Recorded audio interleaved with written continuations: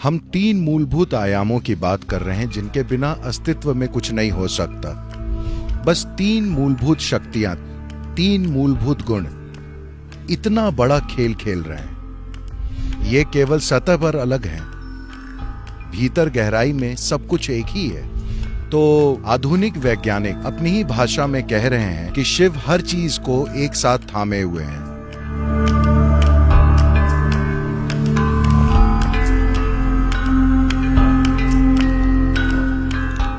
देखिए, ब्रह्मा विष्णु महेश यानी तीन लोगों के बारे में मत सोचिए। एक बादलों पर तैर रहा है,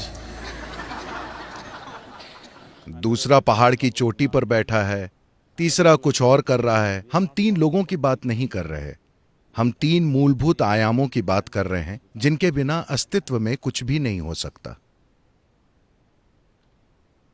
अगर आप इन कहानियों को काफी नजदीक से देखें तो ब्रह्मा सृजन की शक्ति है। क्या अस्तित्व में सृजन है? बेशक। विष्णु रखरखाव हैं। This maintenance happening, I'm not talking about Delhi, I'm talking about creation. क्या रखरखाव हो रहा है? मैं दिल्ली की बात नहीं कर रहा, मैं सृष्टि की बात कर रहा हूं। क्या रखरखाव हो रहा है? बेशक विनाश भी होता है ना? आपके शरीर के अंदर अभी करोड़ों कोशिकाएं मर रही हैं, करोड़ों नई कोशिकाएं बन रही हैं और अरबों का रखरखाव किया जा रहा है ना? तो आप इन तीन शक्तियों की अभिव्यक्ति हैं, और ये धरती भी, और ये सौर मंडल भी, और ये पूरी सृष्टि भी, ये इन्हीं तीन पहलुओं की एक अभिव्यक्ति है: सृजन, रखरखाव और विनाश। शायद आपको शिव से थोड़ा लगाव हो गया है और आप थोड़े विनाशकारी हो गए हैं, पर सभी तीन किसी न किसी अनुपात में काम कर रहे हैं, और यही पूरे ब्रह्मांड का आधार है। और स्थूल में भी यही तीन शक्तियां हैं, सूक्ष्म में भी यही तीन शक्तियां हैं, एटम यानी परमाणु में भी यही तीन शक्तियां हैं, और ब्रह्मांड में भी यही तीन शक्तियां हैं। यह एक बहुत ही सरल सी सृष्टि है। बस तीन मूलभूत शक्तियां, तीन मूलभूत गुण इतना बड़ा खेल खेल रहे हैं। बहुत बड़ा खेल है ना?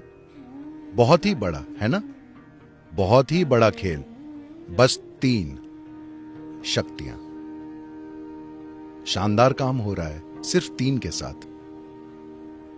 तो ये तीन हैं, पर अगर आप पर्याप्त गहराई में जाते हैं तो ये बस एक हाथ है। इसी तरह ये सिर्फ एक है। हर जगह आप एक त्रिशूल देखते हैं, ये मत सोचिए ये कोई हथियार है। मुझे पता है कि कुछ लोग इसे हथियार जैसा इस्तेमाल कर रहे हैं। अगर आपको हथियार चाहिए तो मैं बता रहा हूं कि ये बहुत ही खराब हथियार है। अगर आप किसी की हत्या करना चाहते हैं तो त्रिशूल एक खराब हथियार है। ऐसे लोग जो लड़ने के बारे में कुछ नहीं जानते, सिर्फ वे ही त्रिशूल लेकर जाएंगे। बताइए हाँ या ना? क्या आप किसी को भी कोंच सकते हैं इस तरह के त्रिशूल से? त्रिशूल कोई हथियार नहीं है, ये एक प्रतीक है। अब शिव एक त्रिशूल लेकर चलते हैं इसलिए नहीं कि वे आपसे लड़ना चाहते हैं। उनके बेटे एक भाला रखते हैं, वो लड़ाई का हथियार है। वे लड़ते रहे, कार्तिकेय लगातार लड़ते रहे। शिव कभी नहीं लड़े, क्योंकि ये बस एक प्रतीक है। ये बस आपको ये दिखाने के लिए है कि सतह पर ये तीन है, भीतर गहराई में सब कुछ एक है। ये लगातार यही दर्शा रहा है। आप सोच रहे हैं कि ये एक हथियार है। नहीं, ये हथियार नहीं है। ये ठीक हथियार नहीं है ना? जब तक आप लोगों को धकेलना न चाहते हो। If you want to pierce people, it's not a good weapon. अगर आप लोगों में छेद करना चाहते हैं तो ये अच्छा हथियार नहीं है। तो ये तीन, ये केवल सतह पर अलग है, भीतर गहराई में सब कुछ एक ही है। पर ये तीन अभिव्यक्तियां सृष्टि में सभी पहलुओं में साफ साफ मौजूद हैं। प्रोटॉन, न्यूट्रॉन, इलेक्ट्रॉन से लेकर कई दूसरे स्तर की अभिव्यक्तियों में यह हमेशा मौजूद है। तो महादेव का महत्व ये है कि ये जब ये तीनों एक की तरह काम कर रहे हैं तो वो महादेव हैं। ये तीन देव हैं। जब ये सभी एक के रूप में काम कर रहे हों तब ये महादेव हैं। तो हम विनाशक को महादेव कहते हैं क्योंकि इसका संबंध है ब्रह्मा का संबंध है सृजन से, विष्णु उनका संबंध है सृष्टि के संचालन से, शिव शून्यता है। ये दोनों सृष्टि और रखरखाव, इनका अस्तित्व सिर्फ शून्यता की गोद में ही है। सृष्टि में मौजूद खाली स्थान ही है जिसका विस्तार सबसे ज्यादा है, जो असीम है, और यही वो गोद है जिसमें सृष्टि बनती है और गायब हो जाती है ना? ये घटती है, अपना संचालन करती है और बिखर जाती है। सब कुछ शिव की गोद में होता है क्योंकि वे शून्यता हैं। शिव यानी वो जो नहीं है, शिव यानी वो जो नहीं है। तो वो जो नहीं है उसके आगे हम सर झुकाते हैं क्योंकि वही असली चीज है। आज मॉडर्न साइंस धीरे धीरे उसी ओर बढ़ रहा है। कुछ समय पहले तक वे मानते थे कि इलेक्ट्रोमैग्नेटिक फोर्सेस और न्यूक्लियर फोर्सेस और ग्रेविटी ही सब कुछ है। अब जैसे जैसे वे और गहराई में जाते जा रहे हैं, क्या आपको पता है मॉडर्न साइंस में आज भी ग्रेविटी की कोई व्याख्या नहीं है। आइजैक न्यूटन ने सिर्फ आपको यह बताया कि सेब नीचे गिरता है, जिसे हर गांव का लड़का जानता था। सौभाग्य से वो नीचे गिरता है, ऊपर नहीं जाता। उन्होंने इसकी कोई व्याख्या नहीं दी, कोई गणितीय आधार नहीं दिया। बस उन्होंने कहा कि ये नीचे गिरता है और कुछ नहीं। और तब से वे पता लगाने की कोशिश करते रहे हैं। उन्हें कम से कम दूसरी शक्तियों के बारे में पर्याप्त जानकारी है। ग्रेविटी एक ऐसी चीज है जिसने मॉडर्न साइंस को झकझोर दिया है। वो ये पता नहीं लगा पा रहे हैं कि ग्रेविटी इस तरह से क्यों काम करती है। तो आज वे व्याख्या दे रहे हैं कि एक समय था जब वे मानते थे कि सूरज की ग्रेविटी सभी ग्रहों को एक साथ थामे हुए है, किसी और चीज की ग्रेविटी सभी आकाश गंगाओं को एक साथ थामे हुए है। अब वे कह रहे हैं कि हर जगह कोई डार्क फोर्स यानी काली शक्ति मौजूद है। विवरण की कमी की वजह से, क्योंकि वे उसका कोई भी गुण नहीं जानते, वे उसे एक डार्क फोर्स कह रहे हैं। और ऐसा लगता है कि यही डार्क फोर्स हर चीज को उसकी जगह पर थामे हुए है। उन्हें नहीं पता कि इस शक्ति की प्रकृति क्या है। इसे डार्क एनर्जी या डार्क फोर्स कहा जाता है। ये डार्क एनर्जी, पता है, हम शिव को हमेशा द डार्क वन कहते हैं। उन्हें हमेशा द डार्क वन कहा जाता है। उनकी रात महीने में सबसे डार्क यानी काली रात होती है। तो आधुनिक वैज्ञानिक अपनी ही भाषा में कह रहे हैं कि शिव हर चीज को एक साथ थामे हुए है। अब मैं नहीं चाहता कि आप एक आदमी की कल्पना करें जो वहां बैठकर हर चीज को साथ थामे हुए है। ये ऐसा नहीं है। शिव यानी वो जो नहीं है, और वो जो नहीं है उसे सबसे ऊंचा माना जाता है क्योंकि वो जो नहीं है वही सृष्टि में सबसे बड़ी अभिव्यक्ति है कि नहीं?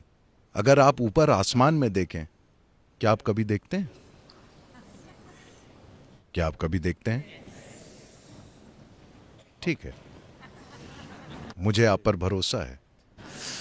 तो अगर आप आसमान में देखते हैं, चूंकि आपकी आंखें खास तरीके से बनी हैं, आपको लगेगा कि आसमान तारों से भरा है। यह हकीकत नहीं है। वहां सबसे बड़ी चीज है खाली अंधकार, है ना? जो आकाश गंगाएं आप वहां देखते हैं वे तो बस छोटे छोटे बिंदु हैं, बाकी का विशाल विस्तार शून्य है ना? तो उसे ही हम शिव कह रहे हैं। पर इसके कई पहलू हैं। ऐसा इसलिए है क्योंकि हम एक देशी भाषाओं वाली संस्कृति हैं, क्योंकि हमें पता है कि अस्तित्व के कोई हिस्से नहीं हैं। क्या आपको लगता है कि सौर मंडल और बाकी की आकाश गंगा के बीच कोई सीमा रेखा है? नहीं। क्या एक आकाश गंगा और दूसरी आकाश गंगा के बीच कोई सीमा रेखा है, एलओसी? ऐसी कोई चीज नहीं है। इस अस्तित्व में कोई हिस्से नहीं है। तो हम एक देशी भाषाओं वाली संस्कृति हैं जहां इसके कोई हिस्से नहीं है। तो अगर मैं शिव की बात कर रहा हूं, जब मैं कहता हूं शिव, तो आपको पहचानना होगा कि मैं कौन से शिव की बात कर रहा हूं। मैं कहता हूं शिव और असीम शून्यता की बात करता हूं। मैं कहता हूं शिव और आदि योगी की बात करता हूं। मैं कहता हूं शिव और मैं उस मजदूर की बात कर रहा हूं जो अभी सड़क पर चल रहा है, जिसका नाम शिव है। ये सभी चीजें हम एक ही समय पे करते हैं और यही कारण है कि अगर हम ऊपर असीम शून्यता की ओर देखें तो हम वही चीज करते हैं। अगर हम आदि योगी की ओर देखें तो हम वही चीज करेंगे। अगर मजदूर शिव यहां आसपास चल रहा है, शायद वो अनपढ़ हो, शायद वो बहुत सारी चीजें हों या कुछ भी ना हो, तब भी हम वही चीज करेंगे, क्योंकि हम जानते हैं कि हमने सोचा कि जिस डार्क एनर्जी की आप बात कर रहे हैं, शिव के इसे थामे बिना इस शरीर में भी अखंडता नहीं रहेगी, ये फट पड़ेगा। तो जब मैं आपकी ओर देखता हूं, मैं वही चीज करता हूं। देखिए, मैं चाहता हूं कि आप समझें कि ये एकमात्र ऐसी जगह है जहां ऐसी चीज मौजूद है। आप इसे अनजाने में कर रहे हैं, इसलिए इसका कोई मतलब नहीं है। आप अपने देवताओं के साथ जो करते हैं वही आप सबके साथ कर रहे हैं, है ना? ये व्यक्ति शायद नहीं जानता हो कि उसकी रचना का स्रोत क्या है, पर मैं उसे पहचानना चाहता हूं। शायद वो नहीं जानता कि सृष्टा उसके भीतर धड़क रहा है, लेकिन इसे देखना मेरा परम अधिकार। अगर मैं इसे देखता हूं, ये मेरे लिए अंतर लाता है। अगर वो इसे देखते हैं तो ये उनके लिए चमत्कार कर देगा, पर अभी मैं इसे देखना चाहता हूं। तो आप जो अपने भगवान के साथ करते हैं वही आप अपने पड़ोसी के साथ करते हैं, वही चीज आप अपने नौकर के साथ करते हैं, वही चीज आप अपने गाय के साथ या हाथी या पत्थर या कुछ भी, क्योंकि आप कोई भी मौका चूकना नहीं चाहते। आप एक कोशिश करना चाहते हैं, आप चाहे जहां भी हो, ये देखने की कि सृष्टि का स्रोत लगातार सृष्टि के हर कण में धड़क रहा है और कोई भी इसे नकार नहीं सकता, है ना? मॉडर्न साइंस भी नकार नहीं सकती कि सृष्टि का जो स्रोत है वो एक छोटे से अदृश्य एटम में भी कार्य कर रहा है कि नहीं?